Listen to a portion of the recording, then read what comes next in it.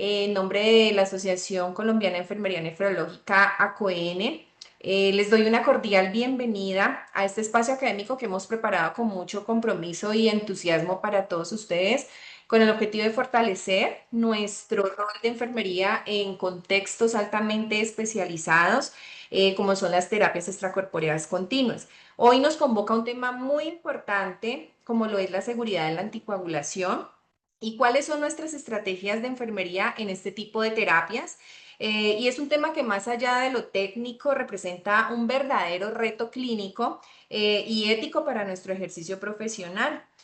Porque el lograr como tal una mayor duración posible del circuito extracorpóreo no solamente es una meta operativa, sino que es una acción profundamente ligada a la seguridad del paciente, también a la optimización de esos insumos hospitalarios, evitando esa pérdida de los circuitos por coagulación, y sobre todo a la prevención de complicaciones que como enfermeros podemos atender oportunamente. Y esas complicaciones pueden ser graves, como por ejemplo la pérdida pues, de sangre, un buen volumen sanguíneo o la intoxicación por citrato. Entonces, cada una de nuestras acciones cuenta desde esa vigilancia permanente de ese circuito, desde el conocimiento que tengamos en el tipo de anticoagulación, de la identificación oportuna de los signos de alarma y de esa comunicación oportuna con todo el equipo interdisciplinario. Por esa razón, entonces, el día de hoy es una oportunidad invaluable en poder intercambiar esos conocimientos, esas experiencias y esas buenas prácticas.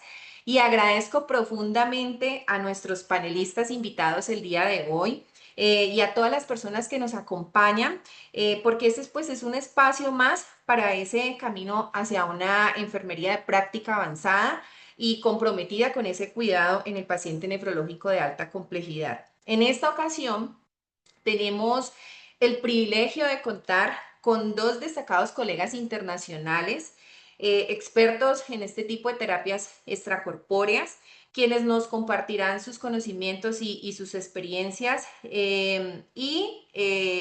nos darán una visión desde la enfermería en estos contextos críticos.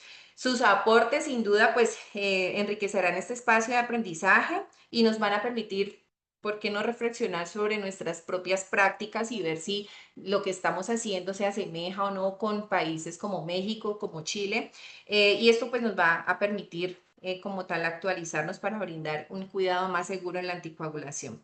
Entonces a continuación presentaré a uno de los primeros ponentes, nuestros primeros ponentes, quien muy gentilmente aceptó esta invitación para compartirnos su conocimiento.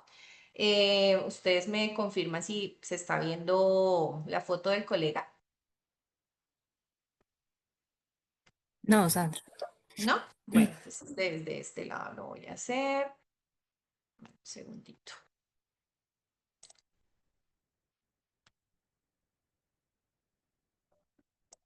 Desde aquí. Entonces, nuestro primer colega, nuestro primer ponente es Eder Villegas. Eder Villegas es de México. Eder es licenciado en enfermería en la Universidad Nacional Autónoma de México. Tiene una especialización en enfermería nefrológica en la Universidad Autónoma de México. Tiene una maestría en tecnología educativa. Es profesor del posgrado para la especialización de enfermería nefrológica y adulto en estado crítico de la UNAM. Es profesor del posttécnico de perfusión del Instituto Nacional de Cardiología. Tiene una certificación en nefrología crítica en Latinoamérica por parte del SLAM. Tiene también certificación en terapias de reemplazo renal continuo en PrisMax por Baxter. Es revisor de la revista de enfermería del Instituto Nacional de Ciencias Médicas y Nutrición. Es vocal de terapias, es nuestro vocal de terapias extracorpóreas multiorgánicas de nuestra asociación y es miembro del Comité de Soporte Multiorgánico Renal del Grupo Renal Nursing Group de México. Entonces, Eder es un experto en este tipo de terapias y Eder nos va a hablar sobre esa seguridad en la anticoagulación en las terapias que son anticoaguladas con heparina. Así que, Eder, muchísimas gracias por aceptar esta invitación a compartir aquí tus conocimientos, tus experiencias y el foro es todo tuyo, así que adelante. Voy a dejar de compartir para que entonces tú puedas compartir tu presentación sin inconvenientes. Hola, muy buenas noches a todos el comité organizador y gracias por la presentación y la invitación, amiga. Les agradezco a todo el grupo por tomarnos en cuenta. Y bueno, si están viendo la presentación, si no hay ningún problema. Sí, la Y estamos se ve. viendo. Perfecto. Ok, entonces vamos a empezar con la seguridad de la anticoagulación desde enfermería.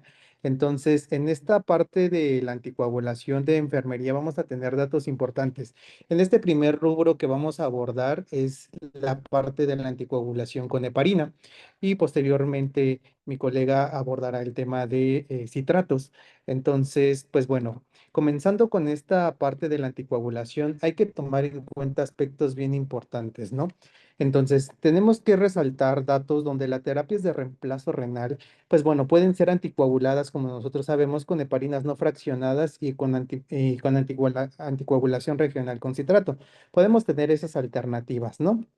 Pero bueno, hoy en día son las guías de la Cádigo y las guías internacionales nos dicen, ¿sabes qué? Pues bueno, puedes ocupar citrato, puedes ocupar heparina, pero hay algunos otros artículos que describen el uso de anticoagulaciones de manera reversión con protamina, es decir, la heparina no fraccionada se puede meter en bolo y posteriormente revierten el efecto con protamina, ¿no? Eso un poco distinto a las heparinas de bajo peso molecular, ¿no? Que también hay algunas unidades que llegan a ocupar esta anticoagulación con bajo peso molecular. Entonces, sabemos que clínicamente las heparinas de bajo peso molecular, pues bueno, no las podemos inhibir como tal el efecto, ¿no? Muy diferente a las heparinas no fraccionadas. Existen también algunas otras anticoagulaciones de los circuitos extracorpóreos con antagonistas de la trombina o inhibidores de las plaquetas, ¿no? Algunos otros que empiezan a asociar estos elementos importantes sobre las anticoagulaciones, ¿no? Y bueno, algo a resaltar sobre estos elementos es la elección del anticoagulante para las terapias de reemplazo debe determinar características del paciente, es decir, no porque muchas veces las guías nos digan, ¿sabes qué? Vamos a anticoagular con citrato o con heparina, requerimos hacer esos procesos, ¿no? No siempre necesitamos que de la experiencia local y la facilidad de la monitorización. ¿A qué voy? Pues muchas veces en diversas unidades hospitalarias, pues bueno, podemos ocupar heparinas no fraccionadas. Por ejemplo, la doctora Lilia Rizzo en Monterrey llega aquí en México. Ellos llegan a veces a anticoagular con citrato o con heparina, pero bueno, la tecnología permite evaluar a través de tomboelastogramas o de ROTEMS, ver estos elementos importantes sobre evaluar los efectos, el monitoreo de la anticoagulación de sus sistemas extracorpóreos. Por lo tanto, entonces, tenemos que algunos de los elementos a resaltar sobre la heparina fraccionada, las heparinas de bajo peso como tal, o las heparinas, sí, de bajo peso, las fraccionadas y el citrato, pues bueno, vamos a tener distintas alteraciones en las fibras de los hemofiltros. Por lo tanto, en estos puntos del citrato, pues bueno, son aquellos elementos donde vemos con mayor claridad las fibras más limpias con el uso de citrato. Sin embargo, con el uso de citrato, ahorita que veamos la ponencia, requiere cierta experiencia, cierto manejo, pero bien, podemos tener algunas situaciones de anticoagulación con heparinas y heparinas de bajo peso, pero bueno, entonces viene la pregunta para todo el foro, ¿no? Y evaluar. A veces nosotros nos guiamos de anticoagular de manera constante los hemofiltros, ¿no? Pero entonces podremos preguntar, bueno, antes de anticoagular tu hemofiltro, ¿evaluaste de manera correcta a tu paciente, el sistema de coagulación, cómo se encontraba, TTP, TTPA, para evaluar si el paciente realmente es candidato para una anticoagulación con heparina o no fraccionada, o de plano a lo mejor te la tendrás que aventar el circuito, las conexiones y demás sin anticoagulación y valerte de algunas otras medidas importantes para tratar de solventar o mejorar las fibras, ¿no? Que que no se coagule este circuito, ¿no? Entonces, esto nos lleva a la primer gráfica de la cascada de coagulación, ¿no? Esto entendiendo puntos importantes, ¿no? Y qué es lo que nosotros como enfermeros tendríamos que estar evaluando de estos pacientes con alteraciones en el sistema de coagulación. Y bueno, partimos del primero, ¿no? Las heparinas no fraccionadas. Y las heparinas no fraccionadas tienen un efecto importante, ¿no?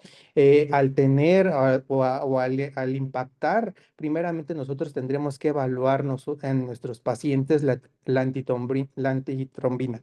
¿A qué me refiero? Entre mayor cantidad de antitrombina tengamos nosotros a nivel plasmático, mayor efecto, mayor potencia va a tener el anticoagulante. Háblese ya sea la heparina de no fraccionada o la de bajo peso molecular, ambas van a empezar a actuar sobre el efecto de la antitrombina, ¿no?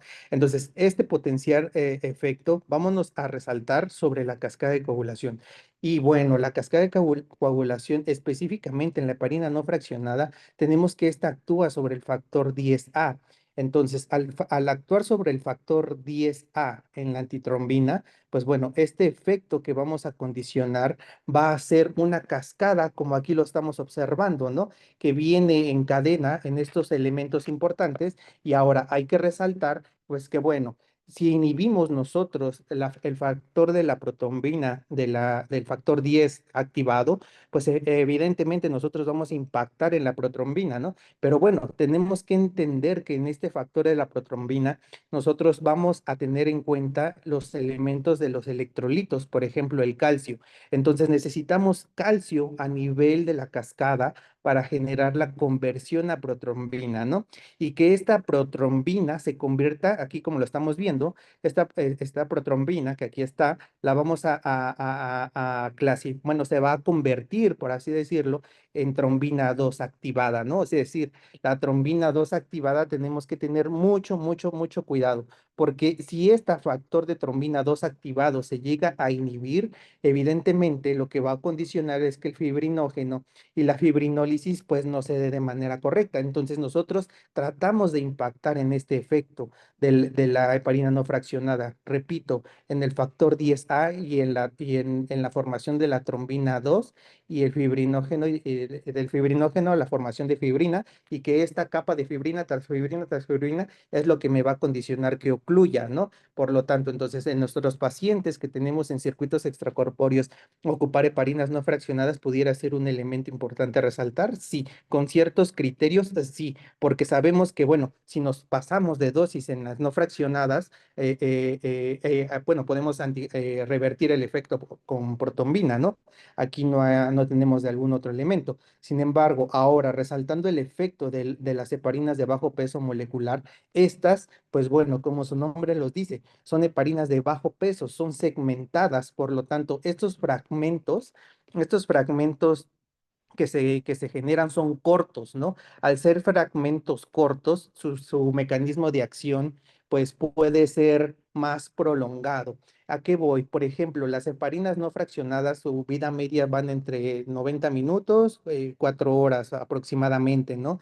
De administrar el medicamento. Sin embargo, en estas heparinas de bajo peso molecular, al tener una cadena más corta, bioquímicamente, pues condiciona que estos fragmentos cortos pues por la vida media sea muchísimo mayor a las 24 horas. Entonces, importantes como enfermería, ¿qué es lo que tenemos que cuidar cuando anticoagulamos con heparina de bajo peso?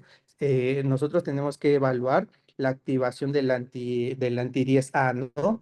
Y del anti 2A, ¿no? Es decir, de la trombina 2A, el activado, y el factor 10 activado, ¿no? Entonces, hay que evaluar los niveles del factor 10 activado que estemos entre 0,25 y 0,35 unidades por mililitro, ¿no?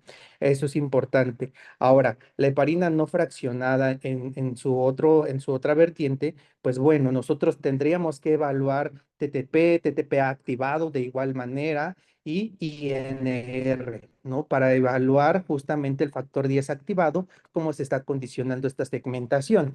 Ahora, veamos algunos estudios que han tenido algún impacto sobre el monitoreo y los protocolos que se llevan a través de la heparina.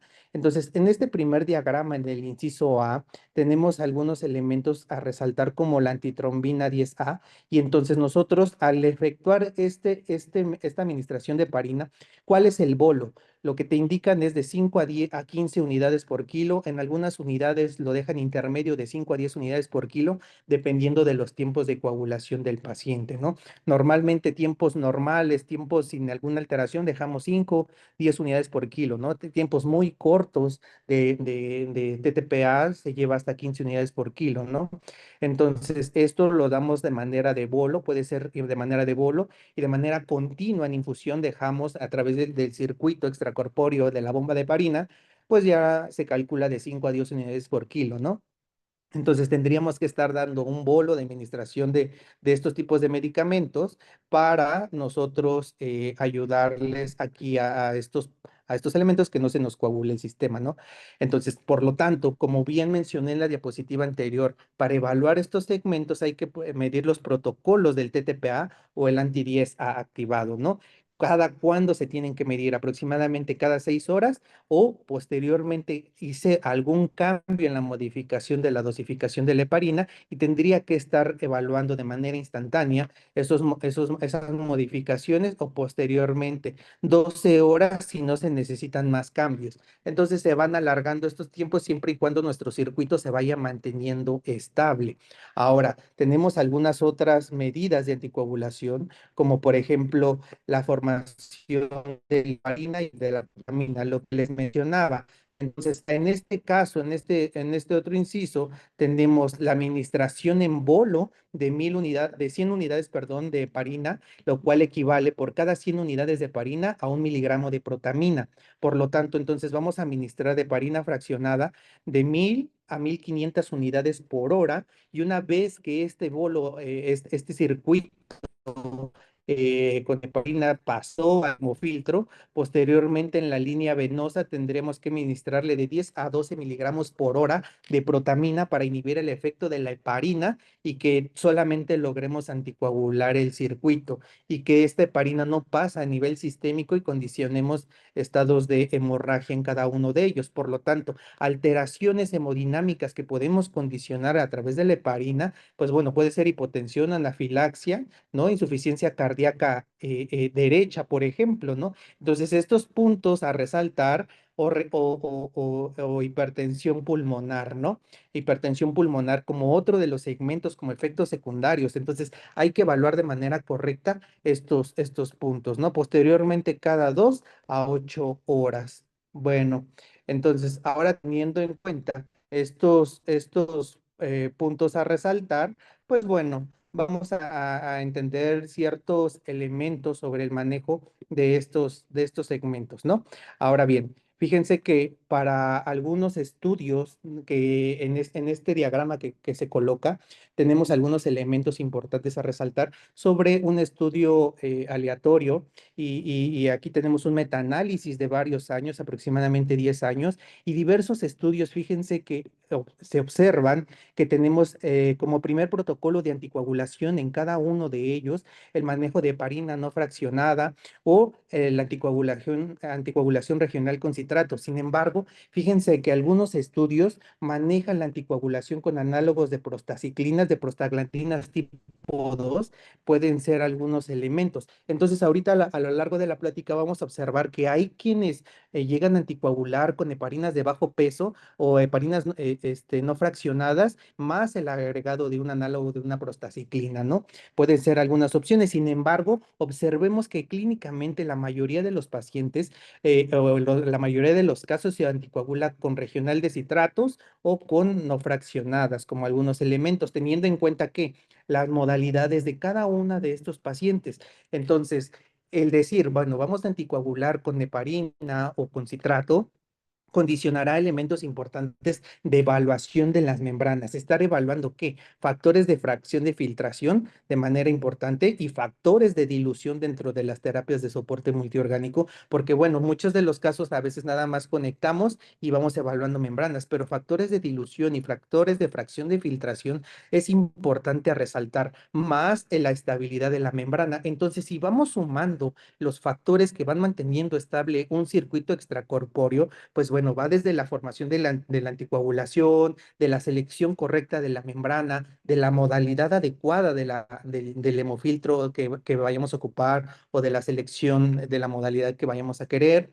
ajá, y cómo vamos a ir llevando estas modalidades de tal manera que nuestros circuitos perduren la mayor cantidad de tiempo. Ahora bien, fíjense que en este estudio nos habla de la vida útil del filtro y de la coagulación de los hemofiltros. Vamos a ser muy específicos. En este fueron 38 artículos, 2.648 pacientes, 14 comparaciones. Y fíjense que en este estudio nos mencionan esta red neuronal, voy a hacer un pequeño zoom aquí, en esta red neuronal nos habla de que la mayoría de los artículos se asocian a que los pacientes fueron anticoagulados o bien con heparinas de bajo peso, en este caso heparinas fraccionadas, perdón, aquí están las heparinas fraccionadas, heparinas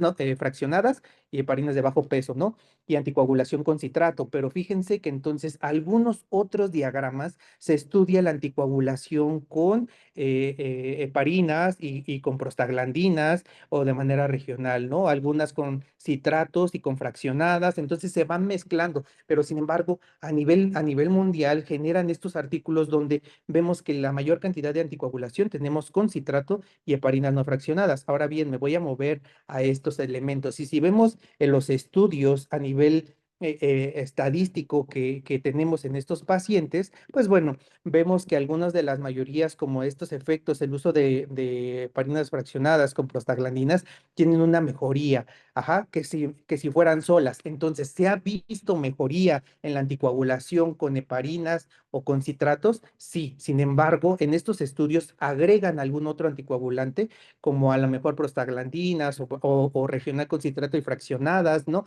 Dependiendo de cada uno de ellos. Y clínicamente, vean, en los diversos estudios vemos que mejoran la anticoagulación, sin embargo, con ambos anticoagulantes. Entonces, esto me llevaría a entender que nuestro sistema de monitoreo tendríamos que tener más datos de estudios, ajá, de estudios para evaluar si realmente estamos teniendo un impacto con el manejo de doble anticoagulación o simplemente nos quedamos con con las de bajo peso o no fraccionadas y regional con citrato, ¿no? Entonces veamos que aquí en este efecto, justamente, ¿no? Tenemos no fraccionadas más el uso de prostaglandinas y los filtros mejoran en un 98.7% la vida media de cada uno de ellos, ¿no? Sin embargo, pues bueno, económicamente, ¿cuánto vamos a impactar en el manejo de las terapias como tal? Ahora, veamos estas opciones de anticoagulación en estos diversos estudios desde el 2022, 2017, 2011 hasta el 2021.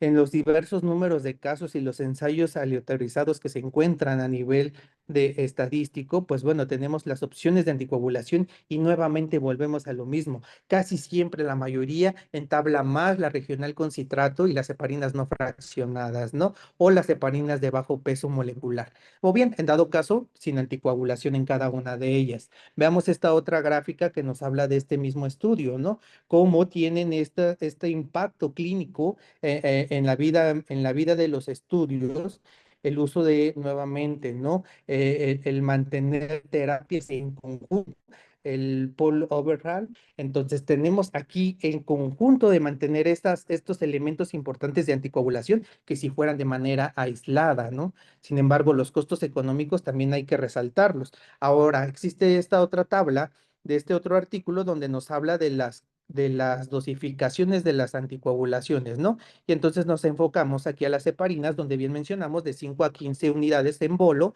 o bien de 5 a 10 unidades de mantenimiento en cada una de ellas. Normalmente en las heparinas regionales con protamina, les decía, se da el bolo de 1000 a 1500 unidades y posteriormente de 10 a 12 miligramos por hora de protamina para mitigar el efecto como tal. Enoxaparina, dalteparina, pues bueno, pueden ser algunos otros importantes elementos, pero mantener bolos iniciales de 0.15 miligramos kilo y mantenimientos de 0.005 miligramos kilo hora, ¿no? En cada una de ellas, veamos entonces cada una de estos elementos, cómo es que se va llevando, pero bueno, ¿qué me interesa saber de cada uno de ellos? Escuchar, el ver, el evaluar, siempre tenemos que hacer eso como enfermeros. Por lo tanto, la heparina, veamos que en la heparina tenemos que estar midiendo el TTPA activado, manejando de 5 a 60 segundos, de 45, perdón, a 60 segundos, o la activación del antitrombin, del factor 10 activado de 0.3 a 0.6 unidades por mililitro, ¿no? Entonces, evaluar lo que ya les había dicho el protocolo en pacientes con TTPA menos de 45 y circuitos, mantener de TTPA entre 50 y 80 segundos, ¿no? Eso es importante mantener en estos tipos de elementos. En oxaparinas, siempre, siempre evaluar el factor 10 activado, ¿no? Ahora veamos en los diversos estudios cómo es que el efecto de la heparina ha tenido, la vida útil de los circuitos. Veamos este otro estudio de 167 y 164 filtros. 167 filtros con regional de citrato y 164 con heparinas de bajo peso molecular. Entonces, veamos cómo es la vida media de cada una de ellas en estos factores, elementos de estadística y donde observamos que la vida media se ha mantenido mayor en los pacientes que se ministran, perdón, en los hemofiltros que se mantienen con regionales de citrato a ver sus heparinas de bajo peso molecular, ¿no? Y tenemos elementos importantes como resultados. Y en este mismo estudio de la vida útil de los circuitos, pues nos enumera que la vida útil del primer filtro con regional de citrato va entre 40.5 horas aproximadamente versus las heparinas de bajo peso de 24 horas más menos, ¿no? Entonces, en este mismo estudio, ¿qué es lo que se hizo? La vida útil del filtro, es decir, ese filtro se coaguló, se cambiaron filtros y se reajustaron las dosificaciones de citrato, manteniendo citratos y dosis de 34 en horas y 24 se mantuvieron en bajo peso molecular, ¿no? Entonces, el porcentaje de falla de los primeros filtros sigue siendo un dato importante, ¿no? Pero bueno, evaluar qué es lo que está pasando. Y diría mis amigos que se dedican al acceso vascular, Rafa, Edgar, ¿no? O sea, el talón de Aquiles sigue siendo el acceso vascular, ¿no? Entonces, si no tenemos un adecuado acceso vascular, aunque tengamos buena membrana, buena anticoagulación, buen circuito, buena predilución, buena post, buena fracción de filtración y buen factor de dilución, pues esto se nos va a terminar coagulando si no tenemos el acceso correcto, ¿no?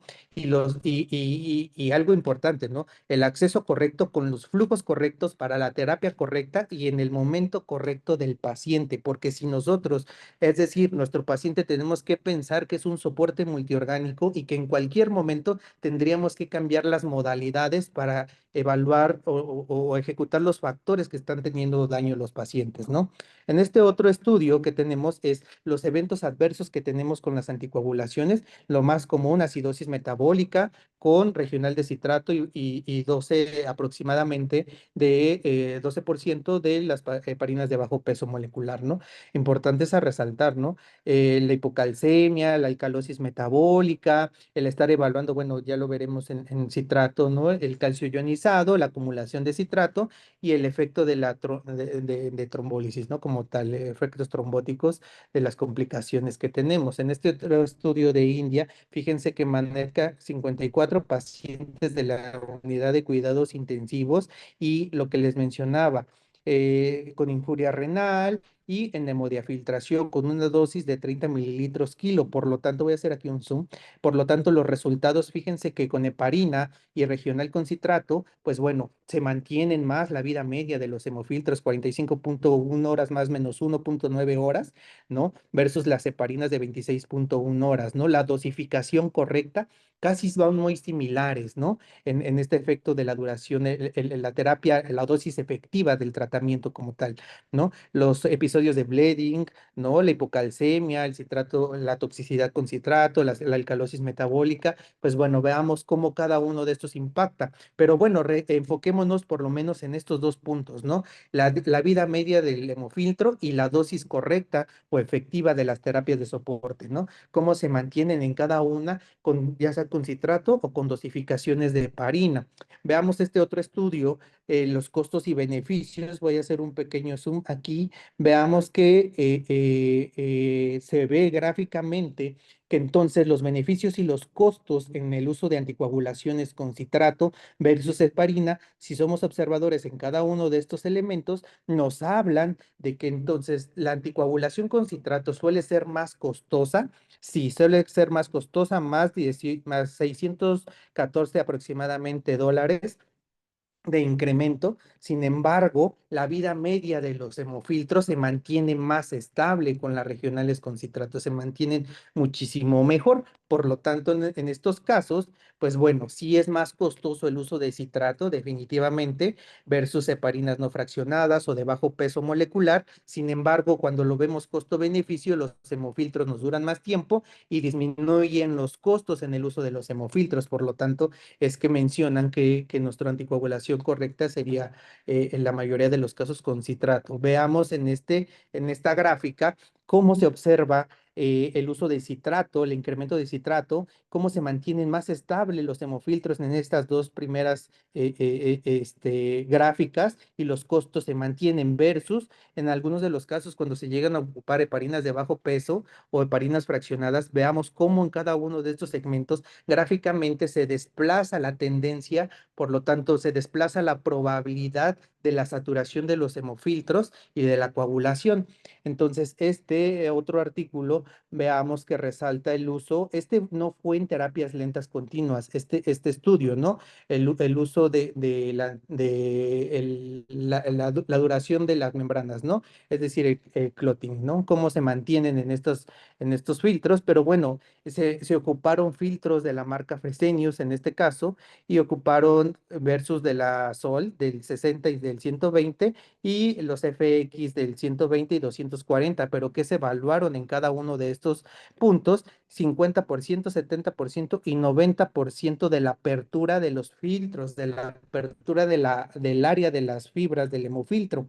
Por lo tanto, ¿qué observaron? Al paso del tiempo, ajá, aquí le voy a hacer un pequeño zoom, al paso del tiempo se observa cómo estos hemofiltros en el porcentaje de la apertura de las fibras empieza a saturarse en algunos de los casos y en algunos otros se mantienen estables, como lo estamos viendo gráficamente en estos segmentos. Por lo tanto, entonces la anticoagulación tendría que impactar en el desarrollo o en la vida media de los filtros, sí, en el clogging y en el clotting, definitivamente sí, pero bueno, como aquí nos está diciendo en este primer artículo, el clotting, ¿cómo lo puedo llevar, no? Es decir, tengo que anticoagular bien o de manera correcta mi hemofiltro, pero el clogging, entonces el clogging ahora tengo que pensar que ese paciente, cómo se está comportando clínicamente y bioquímicamente, cómo se va desarrollando estos segmentos de tal manera que ahora bioquímicamente sé que probablemente mi paciente está inflamado, empieza saturación de las membranas, independientemente de que tenga una buena anticoagulación. Empezamos a saturar las membranas y la capacidad de los hemofiltros empieza a perder, ¿no? Entonces, veamos cómo en este otro gráfico nos habla efectivamente de cada uno de estos segmentos importantes tenemos que evaluar de nuestras membranas. Y no solamente, repito, anticoagulación con heparina o no fraccionadas o con citrato, es individualizar los tratamientos de cada uno de ellos, las intervenciones de enfermería que vamos a tratar de mantener la vida media de los hemofiltros y evaluar las patologías y las respuestas humanas de cada uno de los pacientes en base a la saturación de los hemofiltros y cómo esto los puedo ir salvando y no necesariamente con medidas de anticoagulación. Repetía, evaluar bien fracciones de filtración, factores de dilución, flujo correcto de filtro, saturación del hemofiltro correcta, los buenos flujos del acceso vascular para que esto funcione de manera correcta. Entonces, pues bueno, esta es mi última diapositiva, creo. En este, ¿qué es lo que se está haciendo? En este estudio nos habla del tiempo. El LTSM es un método de monitoreo, ¿no? De inteligencia artificial y que ellos en este estudio, fíjense que están evaluando en la parte de color azul, como un poquito más azul, negra, perdón, es las presiones transmembranas actuales de sus hemofiltros y entonces, a través de la inteligencia con LSTM, pues se evalúan las predictores de transmembrana. Entonces, lo que vemos en color rojo es el predictor de la inteligencia artificial, donde evalúa que tus membranas o tus presiones se están incrementando. Y la línea azul es el peligro, ¿no? Te está diciendo, aguas, aguas, aguas, este filtro se te está coagulando por incrementos de presiones transmembranas. Y vean cómo en cada uno de sus pacientes, como predictores de coagulación de cada uno de ellos van mejorando de tal manera que miren en estas primeras horas cómo se va incrementando las presiones. Posteriormente en los diversos estudios van tratando de ajustar sus dosificaciones, sus tratamientos en base a los programas de inteligencia artificial, como les repito, es el LSTM, y de tal manera que vean cómo ahora mantienen estables en mejor promedio su vida útil de presiones transmembranas. No es lo mismo esta que marcó arriba de 300 o casi 300 de transmembrana a estas que, por ejemplo, hacen ligeros picos, pero la mayoría de tiempo se tratan de mantener estables, ¿no? Entonces, las presiones actuales con los predictores en ciertos elementos importantes versus estos como predictores donde, pues bueno, tenemos el riesgo de coagulación de los hemofiltros. Y bueno, creo que esa es mi última diapositiva y sería todo. Bueno, Eder, pues no, de verdad que ha sido una ponencia muy completa. Eh, Me parece muy importante la conclusión que das en cuanto a que esto es un trabajo en el que nosotros como enfermeros no solamente debemos de estar pendientes de las presiones del circuito, o conectar el paciente ya, sino que debemos estar pendiente de evaluar muy bien esa fracción de filtración, de ese factor de dilución que muchas veces influye en la coagulación de los filtros y adicional a eso, pues todo lo que tiene que ver con la funcionalidad del catéter y los flujos de bomba. Bueno. Agradecerte, igual por horas de tiempo, vamos a darle paso a nuestra siguiente colega y las preguntas las vamos a dejar para el final, ¿vale? ¿Te parece? Para que estemos pues allí ahora en un momento nos volvemos a encontrar contigo para el tema de las preguntas.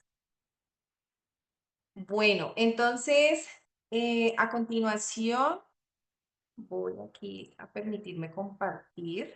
Em, para nosotros es un placer y un honor también contar con una colega también destacada y experta en el manejo de terapias extracorpóreas continuas. Isabel Balbotín es una colega de Chile. Isabel, muchísimas gracias por aceptar la invitación. Isabel es licenciada en enfermería de la Universidad de Chile. Es especialista en diabetes clínica y técnicas de depuración extrarrenal. Es docente participante en la asignatura de postítulo Fundamentos Teóricos para la Atención de Enfermería a Pacientes Adultos en Diálisis y Trasplante Renal de la Facultad de Enfermería de la Universidad de Concepción. Es expositora en jornadas pediátricas, en cuidados intensivos, en la sexta jornada, en urgencias en el 2022, con el rol de enfermería en CRRT en paciente pediátrico, expositora en el primer Congreso Latinoamericano de Enfermería Nefrológica y el séptimo Congreso Nacional de Enfermería Nefrológica de la SUEM, con el tema de terapias continuas en lesiones renales agudas. Es expositora en jornadas nefrológicas, fue expositora en las jornadas de Bolivia, expositora en el primer curso iberoamericano de terapias extracorpóreas continuas, con el tema de anticoagulación de CRRT, y es consultora de senior de terapias renales en Senior Nature Care. Así que, pues, nuestros dos colegas de hoy son los super expertos y los más indicados para hablarnos de este tema tan importante como es cuál es nuestro rol y cómo entender un poco más la funcionalidad de la anticoagulación en los sistemas corpóreos. Em, Te doy la bienvenida nuevamente, Isabel. Muchísimas Gracias. gracias por aceptar y a continuación te dejo el foro. Voy a dejar de compartir para que puedas compartir tu presentación. Adelante. Déjenme buscarla. Acá está.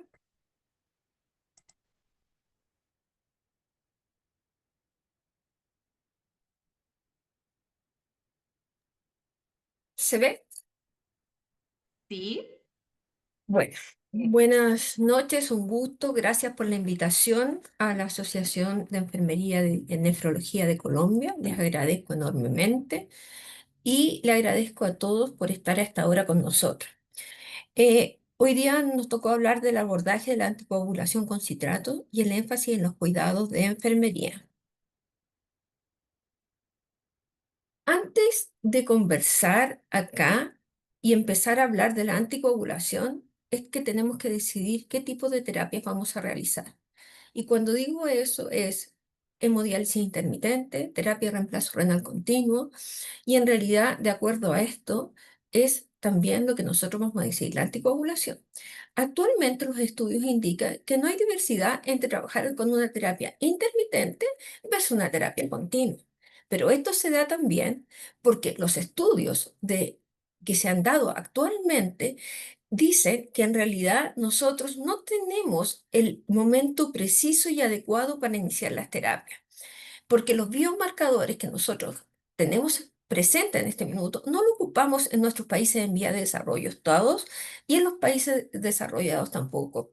Por lo tanto, porque actúan en distintas, tanto en la parte tubular, renal y lo que nosotros más habitualmente utilizamos es la furosemida. Por lo tanto, ya es un marcador tardío. Con respecto a la prevalencia, ocurre la injuria renal aguda en un 7% de todos los pacientes hospitalizados y ocurre en un 67% de los pacientes críticos. El estadio falla. Ya voy a explicar qué es lo que es el estadio falla.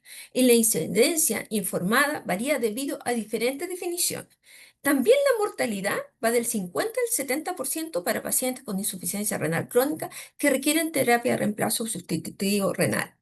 La sepsis es la causa más común de insuficiencia renal aguda en la unidad de cuidado intensivo y la sobrecarga de líquido en pacientes con insuficiencia renal aguda es asociada a una mayor mortalidad.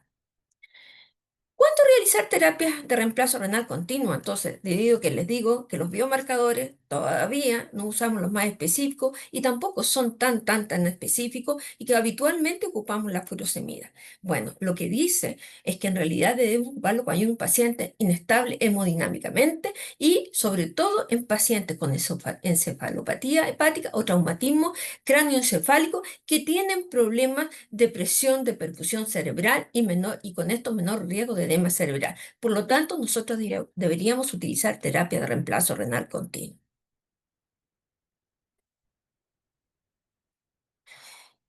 Si nosotros vemos en la pantalla, yo digo que cuando hay que ver el equilibrio hidroelectrolítico, tanto el agua, tanto los electrolitos, deberíamos utilizar terapia de reemplazo renal continuo. Cuando nosotros deberíamos utilizar también terapia de reemplazo renal continuo, cuando tenemos que eliminar sustancias tóxicas en forma lenta, suave, deberíamos utilizarlo. Y sobre todo cuando tenemos que hacer nutrición en nuestros pacientes en unidades de cuidado intensivo, que en realidad tenemos que darle un soporte nutricional. Y sobre todo, ¿para qué? Para darle los medicamentos a los pacientes y con esto, por supuesto, cuidar el riñón. Debemos utilizar no solo cuidando el riñón, ya que al cuidar el riñón se cuida también a la persona que está en esa cama. ¿Por qué les dije que había que hablar importante de la falla? Porque se hablaba de rifle Akim y ahora de Cadigo, simplificó todo en una. Y nosotros en la función de enfermería tenemos que evaluar tanto el laboratorio hematológico y algo muy importante, la producción de orina. Y aquí cuando digo el examen de orina, la evaluación de la producción de orina, debe estar enseñada y medida de parte de manera frontal, no mirando hacia abajo o conversando con el colega, porque en realidad eso significaría una mal medición de la producción de orina, y la producción de orina es significativa para cambiar de un estadio 1 a estadio 2 o estadio 3. ¿Cómo se define terapia de reemplazo renal continuo? Porque yo puedo tener una máquina de terapia de reemplazo renal continuo, pero no hago terapia de reemplazo renal continuo. Y para definir hacer una terapia de reemplazo renal continuo, debe por lo menos estar 24 horas conectado al paciente a una máquina. Si yo tengo una máquina y la utilizo 12 horas, no es terapia de reemplazo renal continuo, y esto lo dice el doctor Velomo y Ronco, lo han definido. Bueno, ¿qué anticoagulante usar? Y ya lo dijo el colega, hay que evaluar el estado del paciente. Hay que evaluar las interacciones de múltiples drogas, porque hay que pensar que también la heparina interactúa con otras drogas. Hay que pensar en el riesgo de la coagulación del circuito extracorpóreo, y hay que ver el riesgo de hemorragia en el paciente. Los avances tecnológicos son importantes. Les voy a mostrar todos los que hay en el mercado. La de Fresenius Multifiltrate Pro y la Multifiltrate Zika. Estas tecnologías nos permiten a nosotros, si ustedes ven, ahora tienen 1, 2, 3, 4, 5, 6, 7 bombas.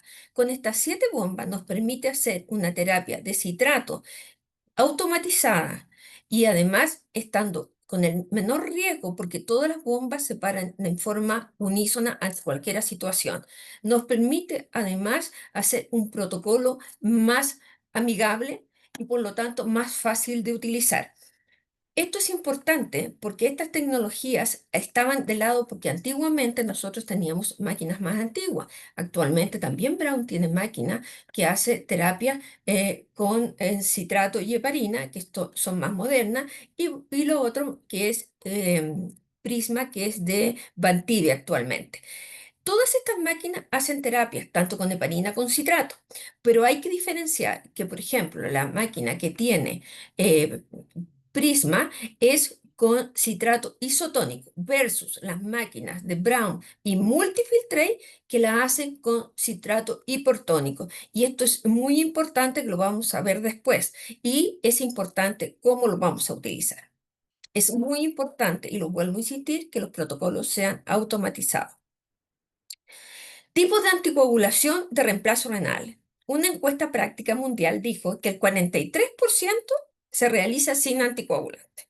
Después, el otro porcentaje lo lleva en su prioridad la heparina, que es un 37,4%, y solo un 10% al 2007 se hace el CIA con citrato. Actualmente, por lo que conversamos recién y nos manifestó también nuestro compañero Edder, ha aumentado.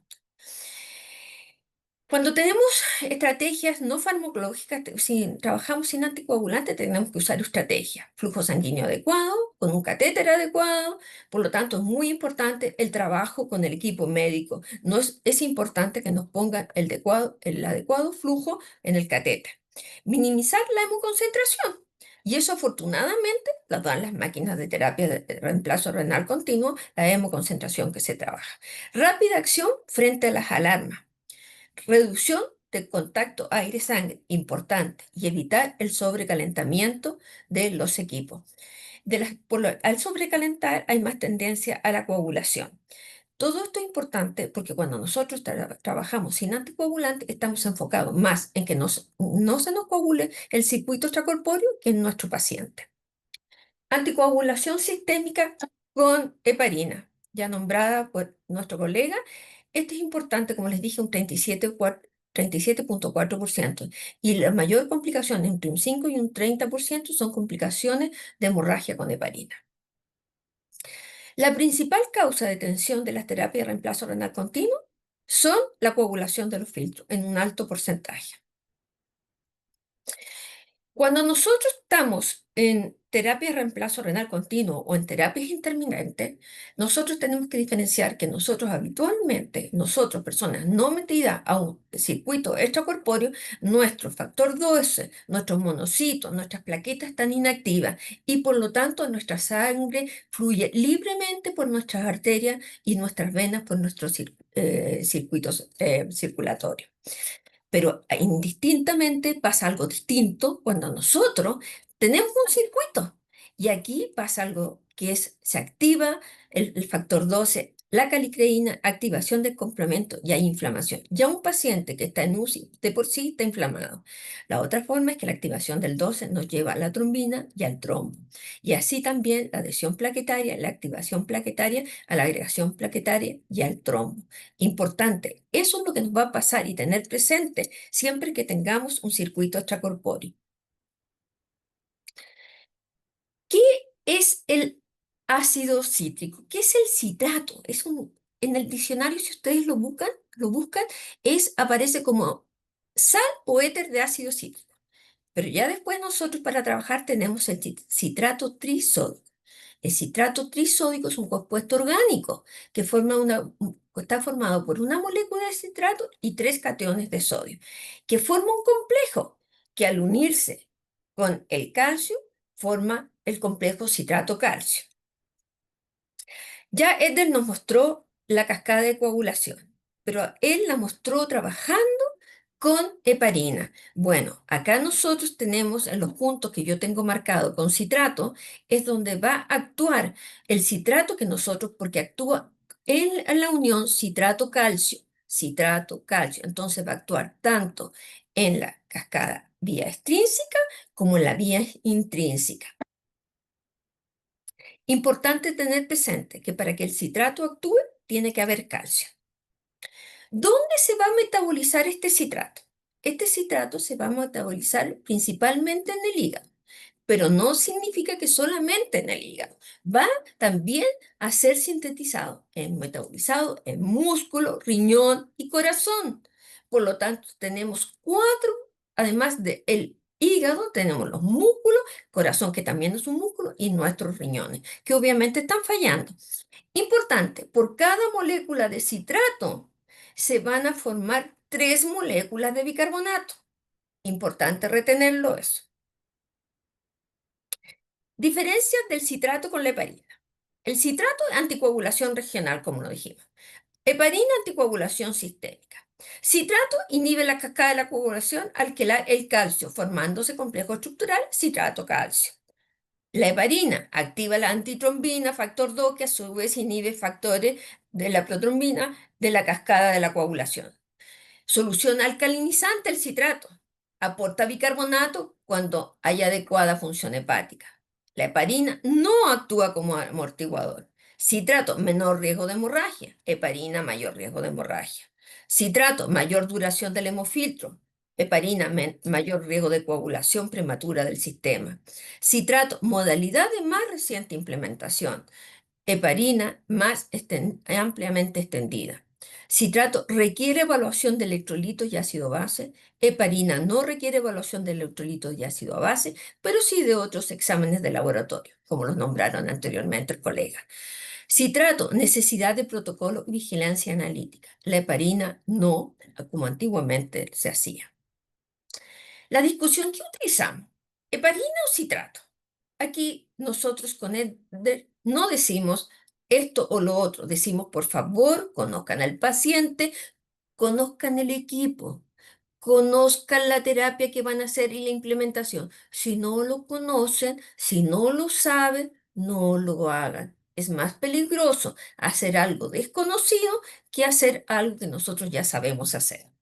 Pero importante también decirles que las guías CADIGO del 2012 ya empezaron a decir cómo se debería recomendaba el citrato de anticoagulación regional en pacientes sin riesgo elevado de sangrado, en pacientes con alto riesgo de sangrado, en cirugías mayores, en pacientes con riesgo de trombocitopenia, en pacientes con contraindicación para anticoagulación, sospecha de trombocitopenia inducida por heparina, en pacientes con coagulación repetida del filtro a pesar de utilizar anticoagulación con heparina, en traumatismos graves, en lesiones intracranianas y en pericarditis urémica, y en hipertensión maligna con afección de órganos diana. Por lo tanto, ahora, desde el 2012, las guías CADIGO dicen, por favor, utilicen en el mayor porcentaje, en el 90%, en el mayor porcentaje de sus pacientes anticoagulación con citrato. Y este gráfico muestra los dos, cómo los circuitos duran más con citrato que está en verde versus los que están en azul con heparina. Ya esta foto también la mostró mi colega anterior, en el lado izquierdo de mi pantalla, todo lo que es, ustedes pueden ver cómo está un capilar con heparina y cómo está un capilar que está más despejado para que fluya la sangre y para que haya una mayor depuración. La obstrucción del capilar disminuye la buena depuración del circuito, en el circuito. Estos diferentes estudios muestran exactamente lo mismo, cómo con citrato duran más los circuitos versus que con heparina. Bueno, pero es importante destacar que esto partió en los años 90. Y si ustedes ven acá, yo le estoy colocando estudios del 2023, numerosos artículos y revisiones donde los grupos científicos, tanto de Francia, tanto de Italia, indican lo siguiente. La anticoagulación regional con citrato se introdujo en la práctica en los años 90, pero ha tenido aceptación cada vez mayor con el desarrollo de sistemas simplificados, como les dije, las máquinas, la tecnología ha ayudado y protocolos seguros, principalmente también con guías que respaldan el uso de anticoagulación regional con citrato. La anticoagulación con citrato debería utilizarse como primera línea en pacientes, pero con cuidado cuando hay daño hepático.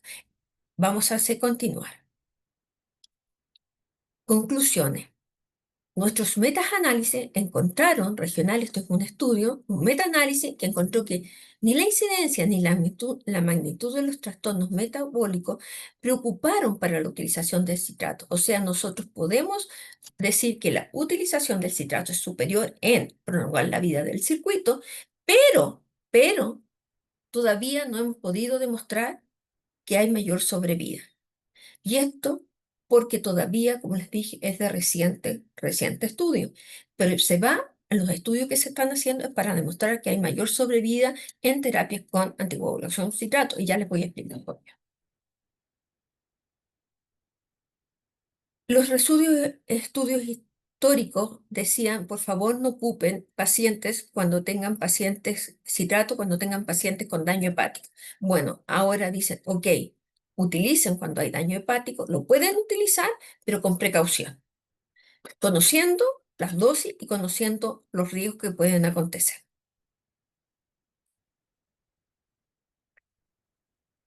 Los expertos en la sociedad italiana dijeron seis secciones. Y una de las secciones se preguntaron si la anticoagulación con regional se puede utilizar siempre. Entonces, lo que con nosotros coincidimos, los dos, tanto Eder y yo, es que si los recursos lo permiten, si el personal está preparado, si ha sido evaluado cuidadosamente, sí se puede utilizar.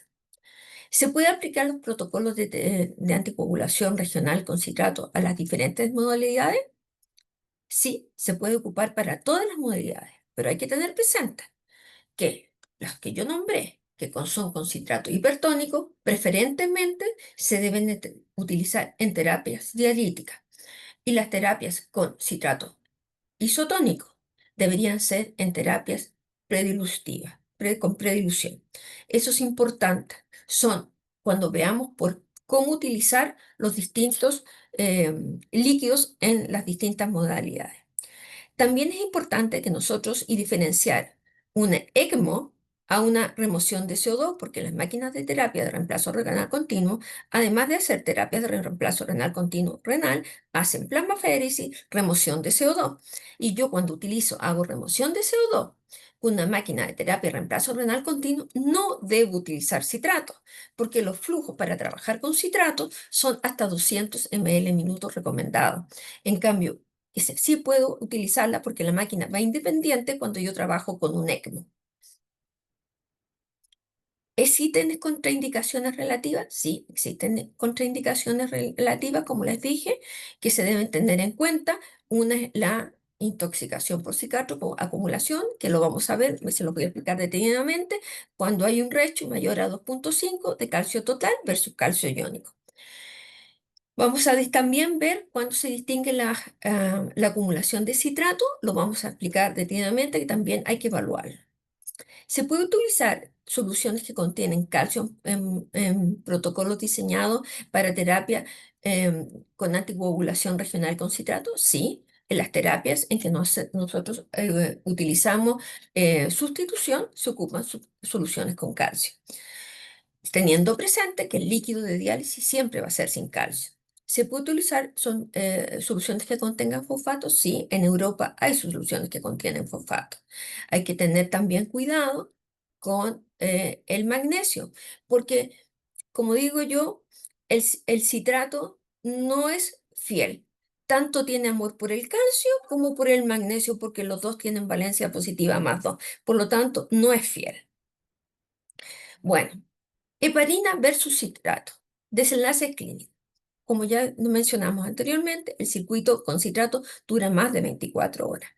Hay menor sangrado, por lo tanto hay menor posibilidad de pasar menos transfusiones versus con heparina que se pasan más transfusiones, hay más riesgo de tener requerir transfusiones y por lo tanto eso indicaría que tendríamos menor riesgo de mortalidad.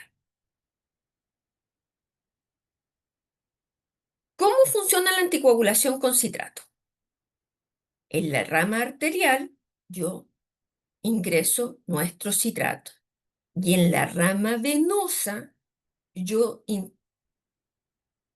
instalo mi calcio.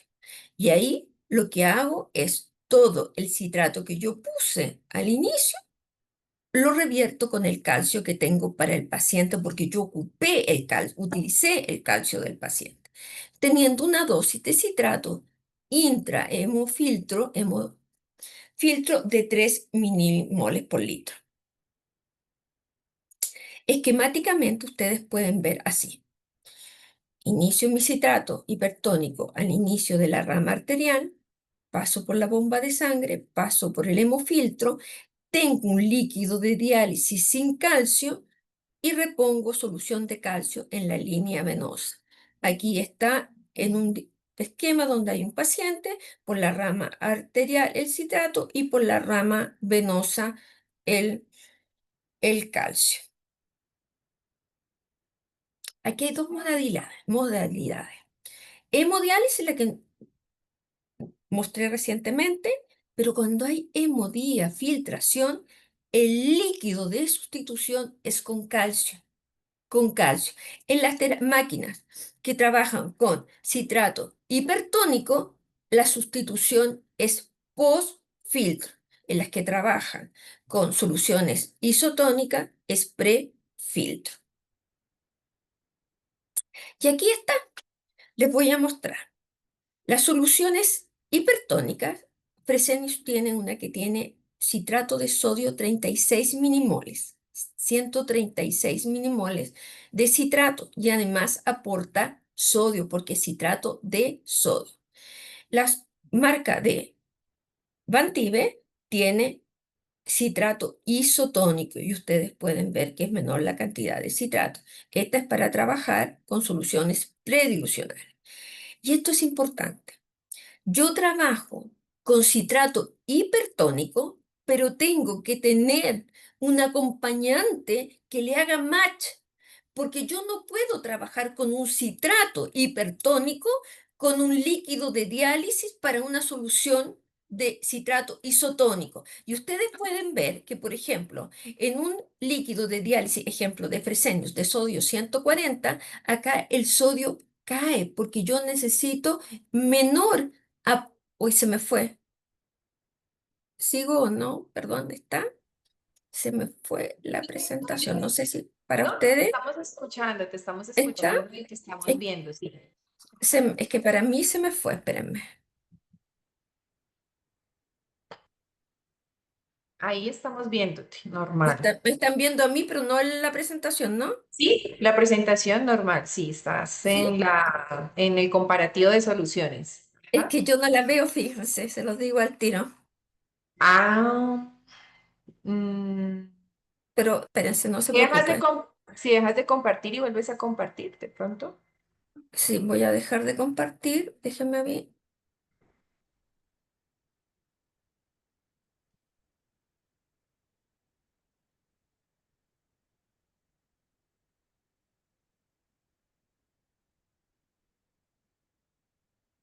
No me deja, espérenme aquí.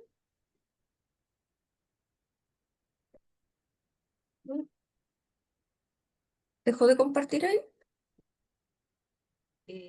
Sí, ahí ya dejaste de compartir. Ahí, Ahí ya compartiste. Ajá. y ahí está. Perfecto. Ahí estamos. Ok, entonces ustedes pueden ver que el sodio disminuye notablemente. El otro que nosotros obviamente no tenemos calcio para trabajar en los líquidos acompañados con el citrato. El magnesio aumenta de 0,5 a 0,75 porque como les expliqué, el citrato también tiene afinidad por el magnesio. Y el bicarbonato debe ser más bajo porque nosotros le llevamos de 35 a 20 porque nosotros vamos a metabolizar en el hígado y en los músculos, corazón y riñón el citrato en la unión con el calcio en bicarbonato. Bueno, acá hay otro. Si ustedes ven también, Brown también tiene hiper y también es diferentes concentraciones, aunque tiene mayor concentración de bicarbonato. Hay que tener todo esto presente cuando nosotros trabajamos para evitar el riesgo de una alcalosis también. Y ustedes ven que también es distinto. Cuando nosotros trabajamos con Baster, ellos son isotónicos y también es importante que ellos no hacen esta diferencia porque trabajan con soluciones isotónicas. Ahora, hablando del protocolo, vamos a hablar del protocolo. Bueno, cuando nosotros partimos un protocolo con citrato, con una solución hipertónica, nosotros conectamos al paciente y a los 5 o 10 minutos tomamos una muestra post-filtro para saber cómo está nuestro circuito. Entonces tomamos un calcio iónico post-filtro. Y ese calcio iónico post-filtro tiene que encontrarte entre 0,25 o 0,34. Si tiene alguna modificación, por ejemplo, si se encuentra entre 0,35 y 0,40, incrementamos en 0,1 milimol. Es importante, como enfermería, preocuparse de que está el laboratorio, porque el laboratorio, por ejemplo, nuestro protocolo está en milimoles y en mi pantalla yo lo veo en minimoles. Por lo tanto, si viene en miligramos por decilitro, yo lo tengo que convertir a minimoles. Y por lo tanto, yo divido de miligramos por decilitro, lo divido por 4 y me pasa a minimoles. Esto es importante. También es importante cuando hablamos en las bolsas de saber el apellido, porque de repente los médicos nos piden el mini equivalente y nosotros tenemos minimoles y tenemos que saberlos convertir los minimoles a mini equivalentes. Bueno, en el protocolo, colegas, van a tomar muestras después cada 8 a 12 horas del calcio iónico post filtro para saber cómo está el citrato en el circuito. Pero también necesito saber cómo está el paciente. Y para saber cómo está el paciente, lo que voy a hacer es tomar una muestra de calcio de la línea arterial periférica del paciente. En lo posible, no del circuito. Ahora, si voy a tomar del circuito, tiene que estar funcionando. Y ojalá en lo posible no sea a rama invertida, pero también se puede hacer. Pero en lo posible tener, como dijo el colega, tener una vía que funcione, un catéter adecuado. Y ahí vamos a tomar muestras cada 6 o 8 horas y vamos a tener que tomar el calcio iónico y vamos a evaluar cómo está el calcio del paciente.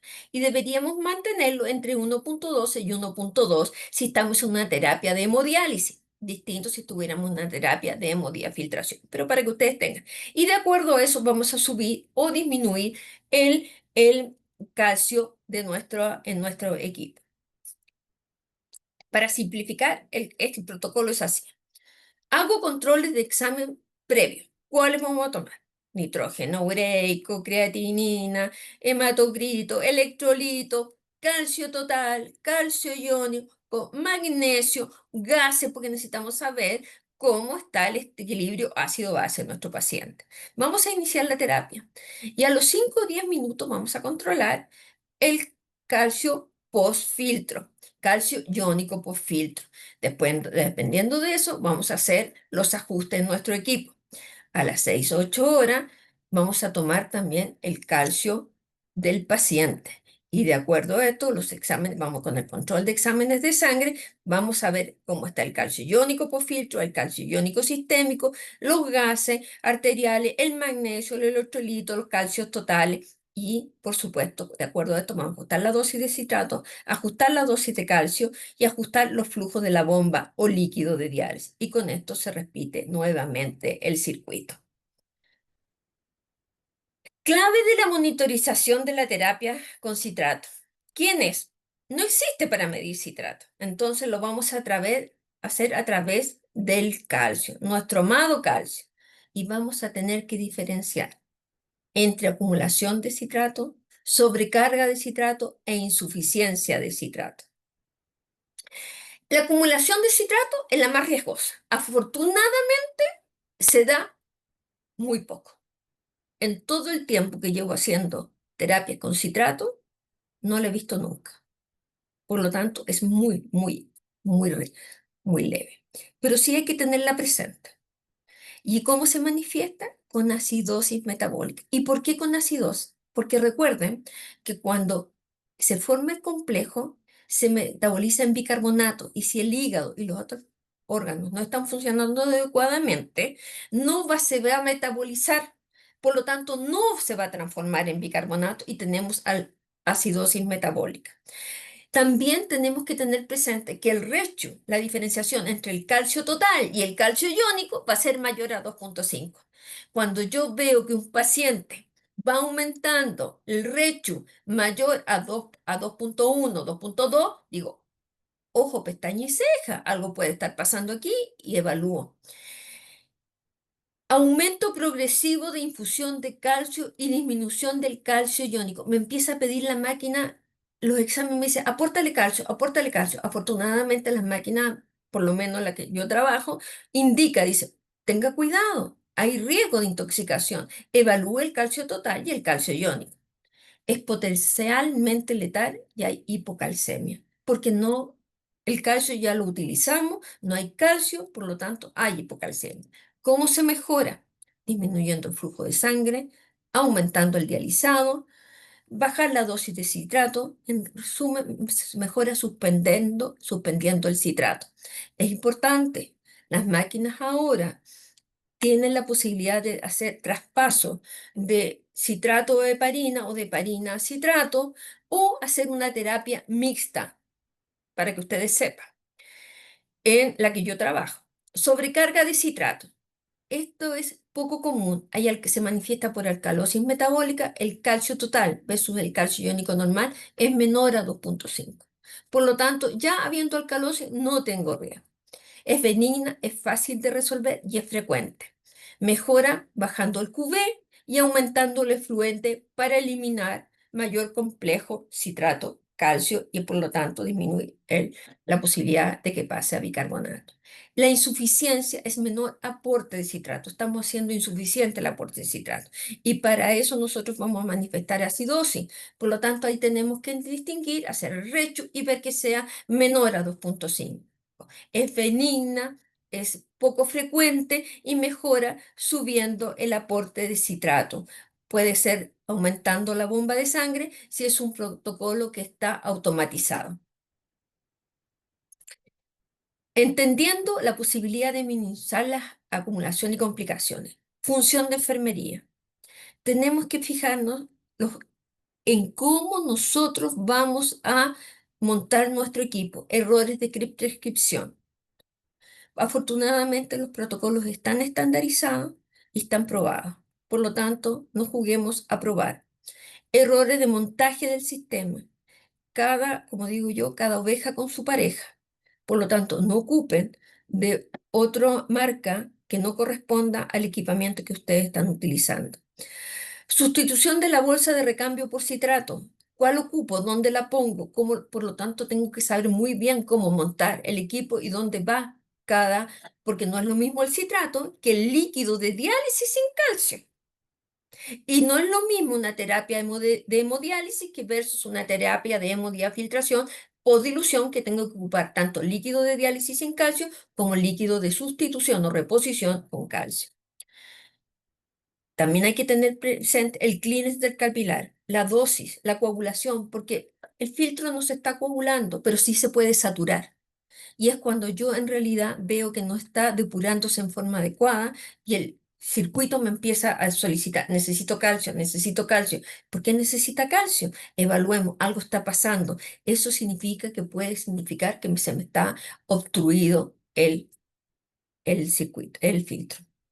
El clearance corporal, insuficiencia hepática, hipoperfusión, hay que evaluar al paciente. Nunca nos olvidemos de la evaluación del paciente. Por lo tanto, hay que tener presente estos tres motivos para evitar el acúmulo de citrato.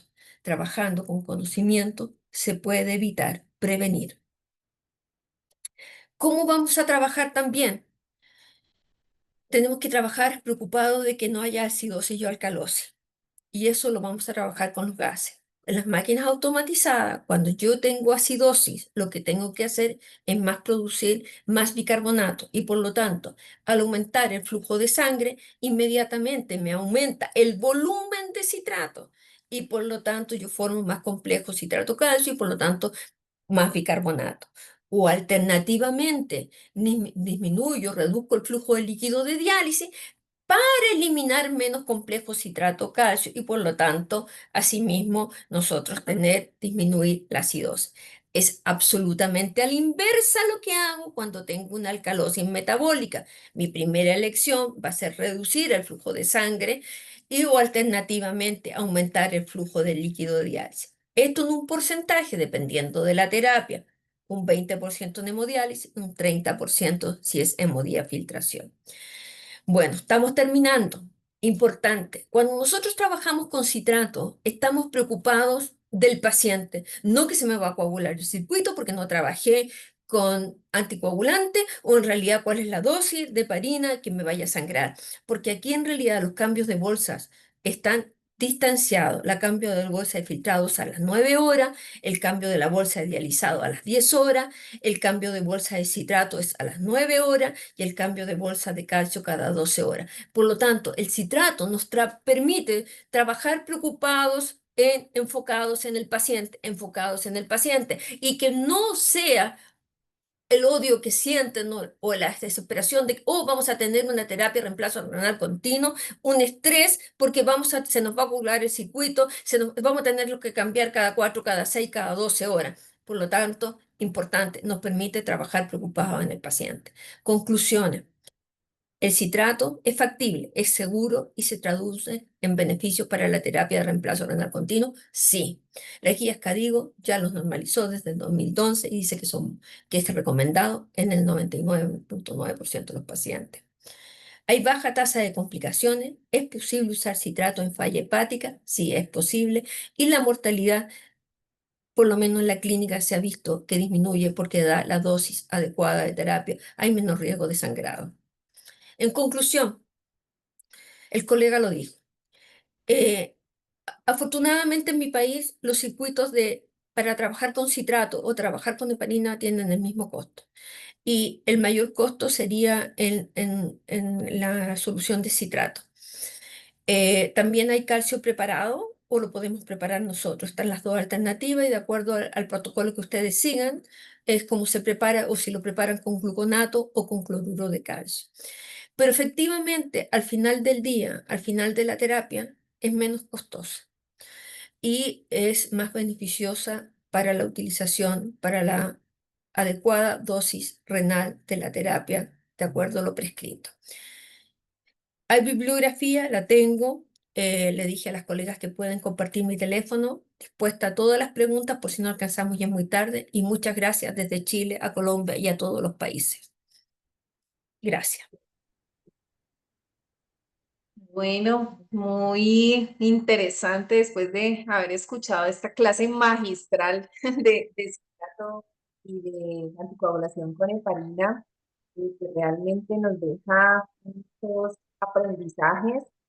Y tú tocaste un tema muy importante también, Isabel, y es en cuanto a que muchas veces nos dicen terapia con citrato, vamos a montar una terapia con citrato y a veces eso es se estresan porque de pronto no hay el suficiente entrenamiento y el suficiente conocimiento en el manejo de esta terapia. Realmente hay pocas instituciones que manejan pues o tienen esa virtud de tener el citrato para anticoagulación. No todas las instituciones tienen pues ese beneficio, pero pues vemos que es algo que debe de tener sí o sí un entrenamiento un poco más especializado y entender muy bien ese funcionamiento, ese metabolismo del calcio, porque pues de ahí depende de esos ajustes que se requieran y evitar posibles complicaciones para el paciente, como una intoxicación pues, por citrato. Entonces, bueno, hay por aquí dos preguntas. No sé si de pronto también se anime esto a hacer alguna pregunta. Por aquí veo, dice, bueno, creo que es para los dos. Em, Dice por aquí si en la práctica, en su práctica han utilizado lavados o flús con solución salina como estrategia complementaria para evitar la anticoagulación del fígado y con qué frecuencia y en qué momentos del tratamiento.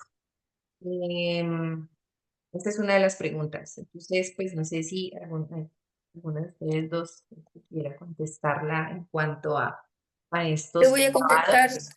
te voy a contestar por si yo creo que Eder va a decir algo. Yo personalmente desde que ocupo citrato ya no ocupo lavado, pero cuando utilizaba lavado del circuito yo decía siempre que es pan para hoy día, hambre para mañana, porque uno tiene que tratar de dejar al paciente de acuerdo a lo que te pida y lo que pueda el paciente, ¿no? Pero significa el pasar volumen a un paciente que ya está con exceso de volumen y por lo tanto también que en algún minuto hay que retirarlo. Y eso favorece la hemoconcentración y hay mayor riesgo de coagulación. Es- entonces, hay que ocuparlo, sí se puede utilizar, pero en realidad teniendo la alternativa ya de una heparina de bajo peso molecular bien utilizada o utilizar citrato en forma adecuada, porque en realidad aprendiéndolo no es difícil de manejar.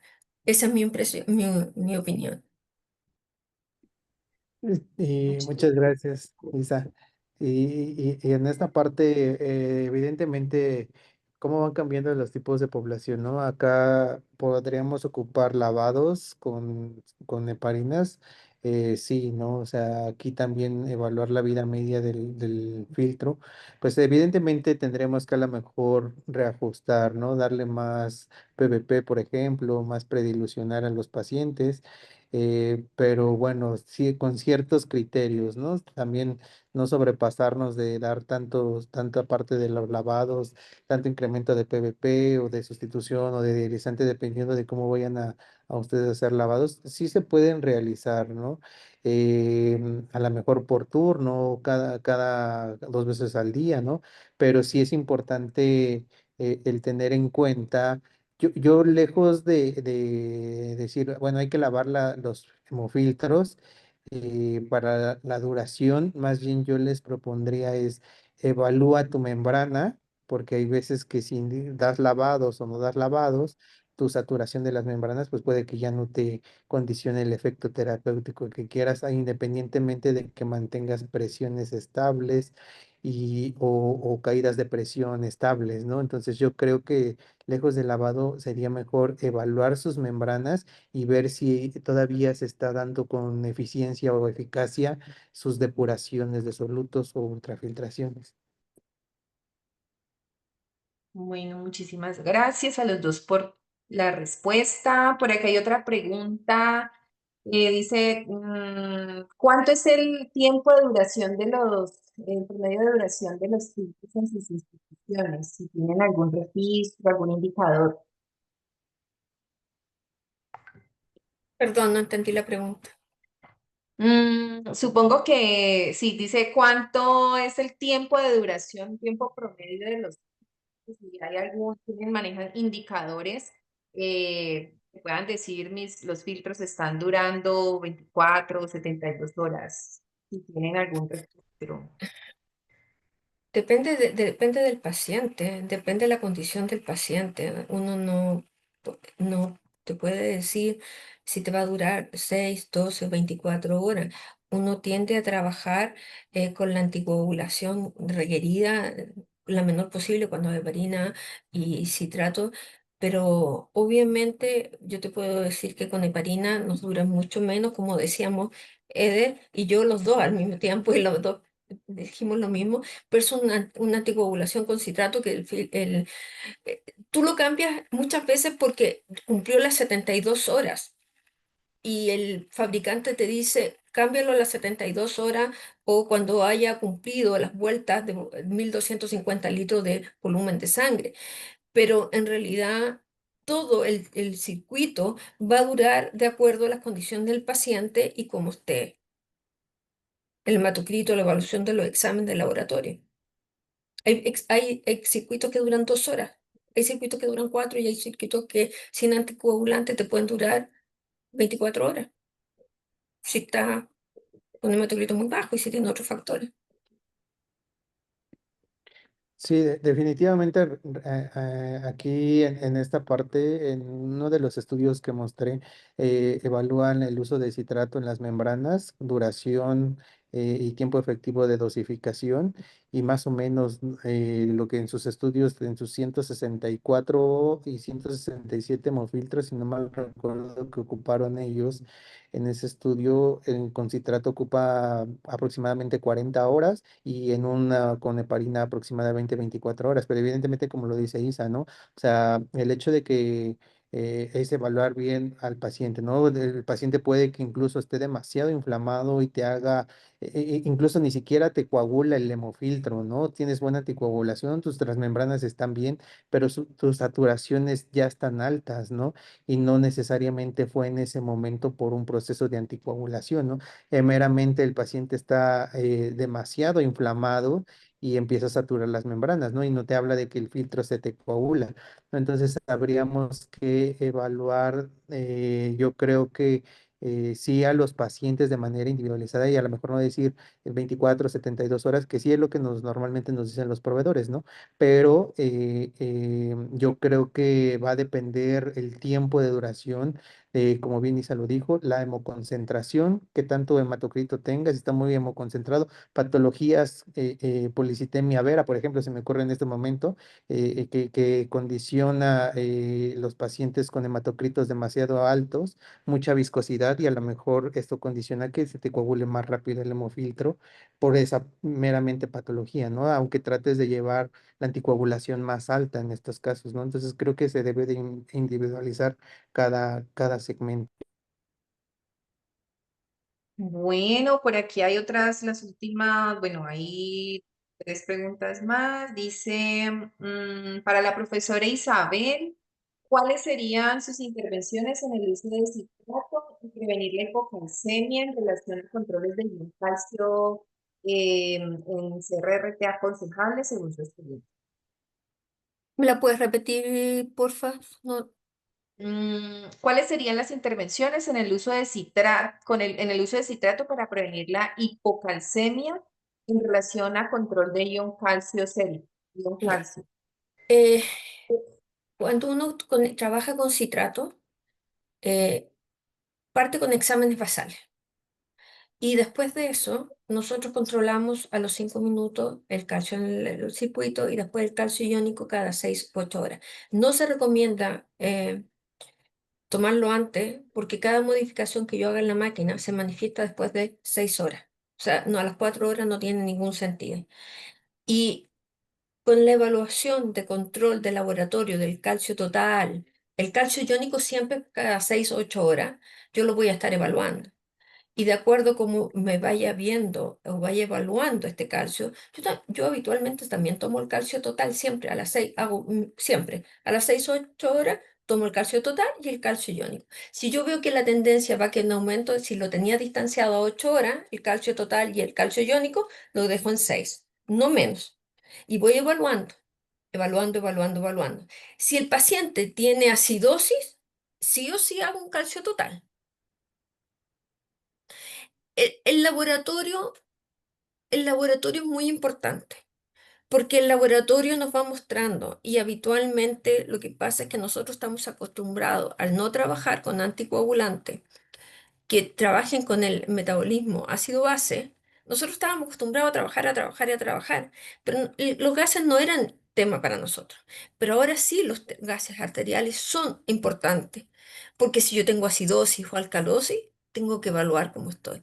Una acidosis es el mayor indicio que yo puedo tener una acumulación. Entonces yo digo, ¿hay acidosis? Sí o sí, hago calcio total, tomo calcio iónico, hago la división. Si está mayor a 2,2, me empiezo a preocupar. Y a las 6 horas está en 2,5, suspendo el citrato. Suspendo o disminuyo, depende de la indicación médica. Cuando hay problemas hepáticos también, porque seguramente me van a preguntar eso, ¿cómo ocupo el citrato? Bueno, en vez de partir, porque las máquinas vienen está preestablecida con 4 minimoles para partir cuando yo ocupo terapias de hemodiálisis y 5 cuando hago en hemodiafiltración, el médico indica partir con un aporte menor en minimoles, 3 minimoles, por ejemplo.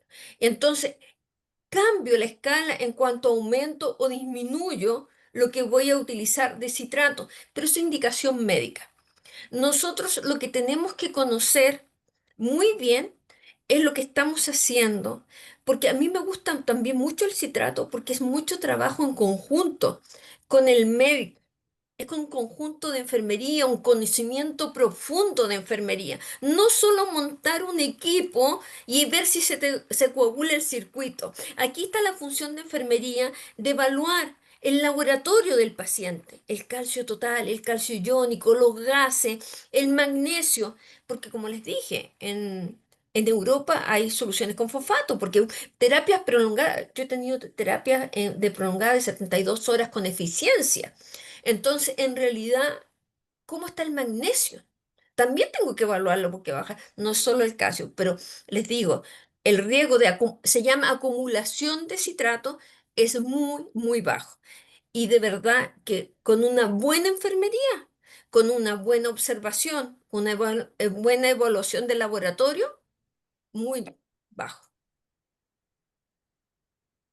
Así es, estimada Isabel, y es que nosotros como enfermeros pues no tenemos que limitarnos solamente a ir a conectar al paciente, sino saber analizar muy bien esa relación que hay de gases con el calcio, porque eso pues depende evitar todas esas complicaciones. Por ejemplo, nosotros acá en Colombia, en el hospital donde yo trabajo, somos los enfermeros que les ajustamos esas dosis y ya, pues obviamente lo hacemos, lo informamos al equipo médico, pero somos los enfermeros quienes toman la primera conducta, de decir, bueno, voy a subir citrato, voy a bajar, voy a aumentar calcio, voy a no. Y pues para eso sí se necesita pues todo el entrenamiento y el conocimiento necesario. Bueno, esta pregunta es parecida. Dice, en relación, este es para el maestro Eder, en relación con la aplicación de herramientas basadas en inteligencia artificial, ¿consideran que su uso podría reducir la variabilidad en la práctica clínica con relación a la anticoagulación y CRR?